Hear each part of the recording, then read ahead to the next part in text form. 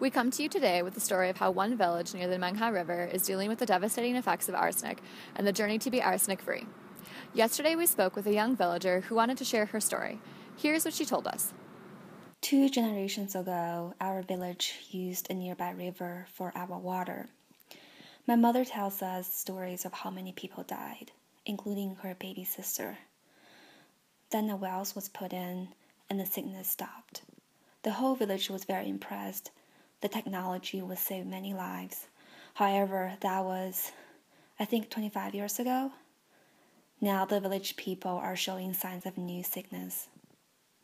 Knowing this area of India has dangerously high levels of arsenic in their groundwater, we suspected this villager was describing chronic arsenic poisoning. Arsenic is a natural element in the environment. It's found in rocks and minerals, as well as in man-made items such as pesticides. Sediments in the Himalayas are especially high in arsenic. As these sediments are transported down into the major river basins that source the groundwater of this community, water filters through them and into the drinking water. Because arsenic cannot be seen, smelled, or tasted, the community was unaware that this was happening. This villager described the health effects her community was experiencing. We didn't know what was affecting the village. People had spots and lesions on their hands and feet, some on other body parts, while others suffered from liver problems, kidney problems, and some people had their minds affected. We didn't know what was wrong, why villagers were getting sick. But then an agency came to visit us. This agency was WHO, the World Health Organization. We asked what WHO had done for this village. Well, first they did some testing to figure out what was wrong. The results came back as chronic arsenic poisoning, and they told us it was from our well water. This was very bad news for our village. We didn't want to go back to the river water that killed so many people. We needed the well water for so many things, such as washing and cooking our food, drinking water for us and our livestock, and to use in our fields to grow rice.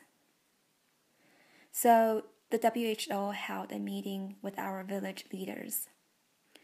Together they discussed how to make our village healthy again.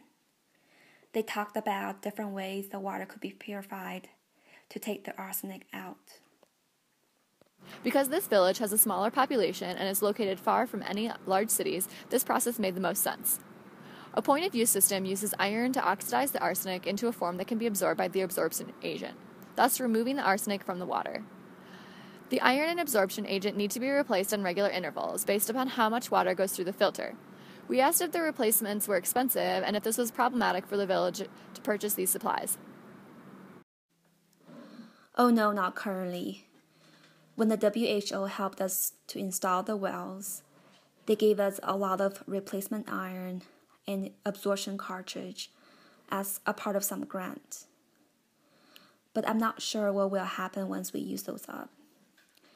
Maybe people will realize how important it is to have arsenic-free water and will pay for it. The only thing that took some getting used to with these new wells was the taste of the water. The water we drank before had a different taste, so some villagers found the taste of the new water less pleasant. The WHO also put signs all around the village that talked about the benefits of arsenic-free water. Although it's too soon to quantify the impact of this particular program in this specific village, there's reason to be hopeful about the future. WHO implemented a similar program in a community in Bangladesh in 2004.